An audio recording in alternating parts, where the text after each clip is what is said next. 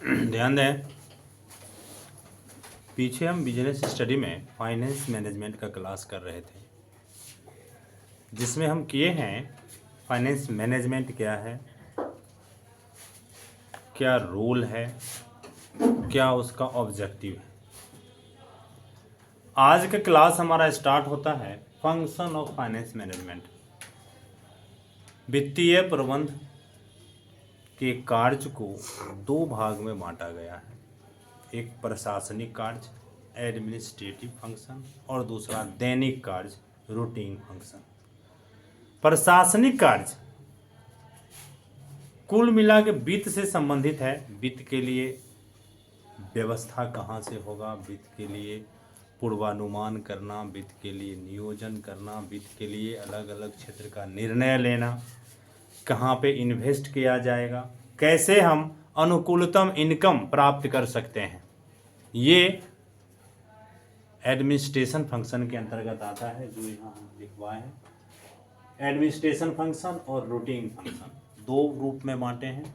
Administration function में financial forecasting, financial planning, financial decision, investment decision, management of income और financial control, ये administration function.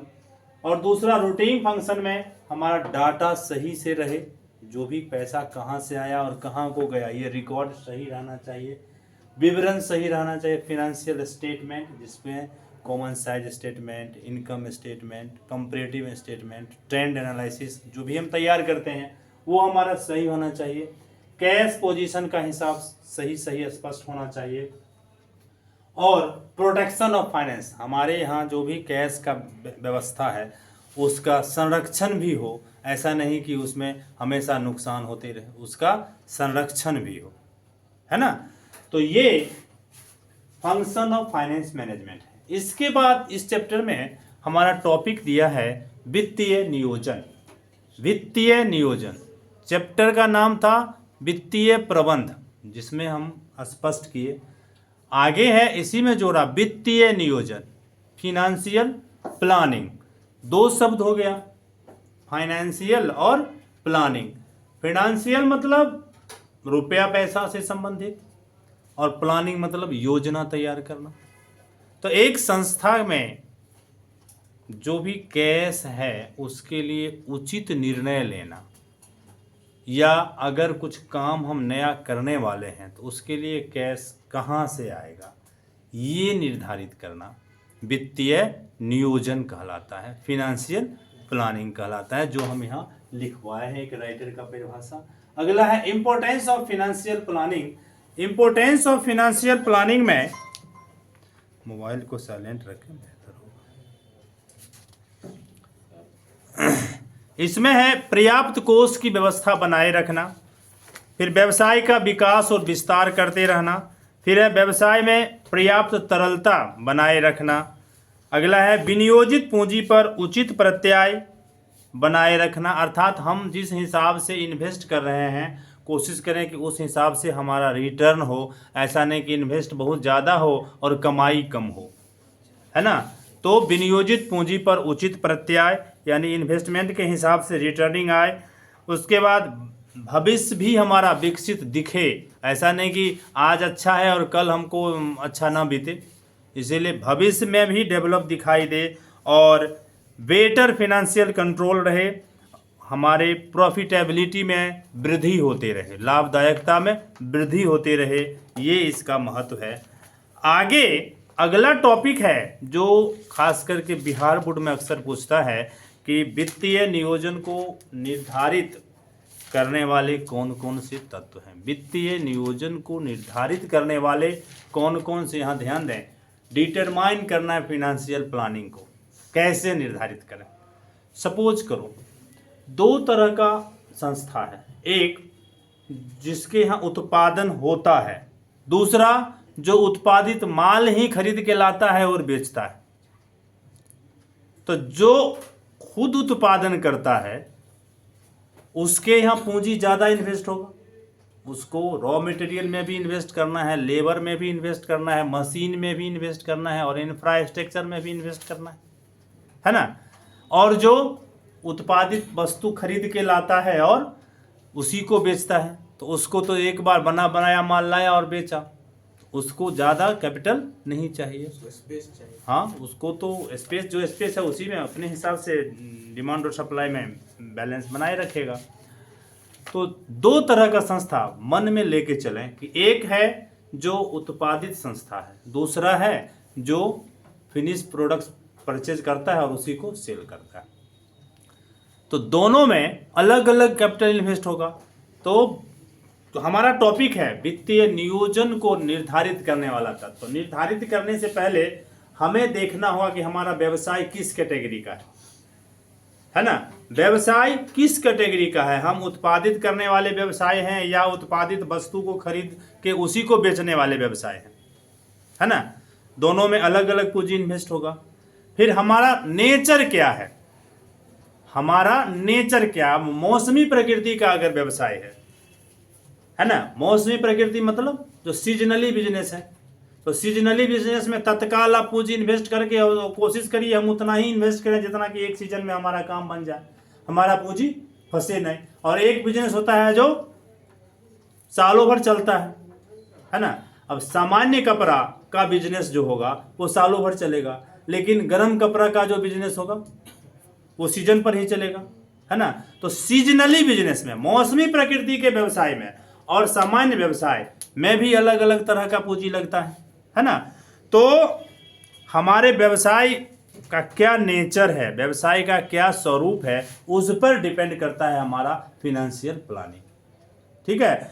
तो वित्तीय नियोजन को निर्धारित करने वाले तत्व में नेचर ऑफ बिजनेस, व्यवसाय की प्रकृति, फिर व्यवसाय की स्थिति, situation of business, size of business, व्यवसाय का आकार, जोखिम की मात्रा, किस बिजनेस में क्या रिस्क। अब सपोज करो कोई खाद खरी उत्पादन करने वाला बिजनेस है जहां यूरिया, डीएपी, पोटास, फलाना चिलाना का उत्पादन होता है, तो वो लार्ज कैपिटल लगता है, तो उसमें रिस्क भी लार्ज है ना। क्योंकि इस बार जो यूरिया नहीं बिकेगा, जो डीएपी नहीं बिकेगा, तो वो फिर अगले सीजन तक के लिए रखना पड़ेगा। अब अगले सीजन तक के लिए कहीं वो एक्सपायर हो जाए, ऐसा भी तो हो सकता है कि उसमें एक्सपायरी बहुत जल्दी होता है। तो जोखिम वाला व्यवसाय है तो उसके लिए भी हमें अलग तरह से सोचना होगा। फिर किस बिजनेस में कितना इन्वेस्ट पे कितना आय होगा। कुछ बिजनेस है जिसमें इन्वेस्ट बहुत ज़्यादा है लेकिन उसके तुलना में उसमें इनकम कम होता है, तो हमें बिजनेस का भी चुनाव करना होगा। तो इसमें पहले इनकम देखना होगा कि इसमें इनकम हमें क्या आने वाला है ना।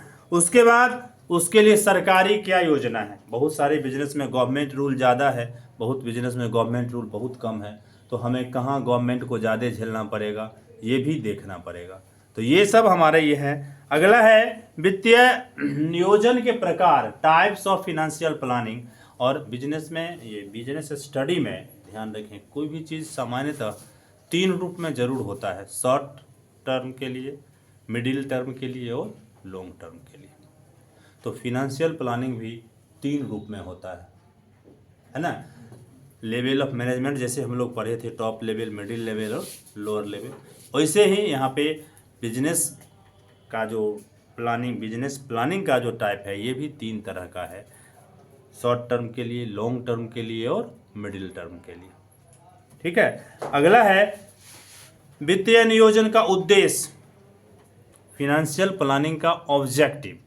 ऑब्जेक्टिव में सिंप्लिसिटी तो सबका होना चाहिए, सरलता, सरल रूप में पेश आना, फ्लेक्सिबिलिटी, जरूरत पड़ने पर हम अपने आप में कमी वृद्धि कर सकें, फ्लेक्सिबिलिटी।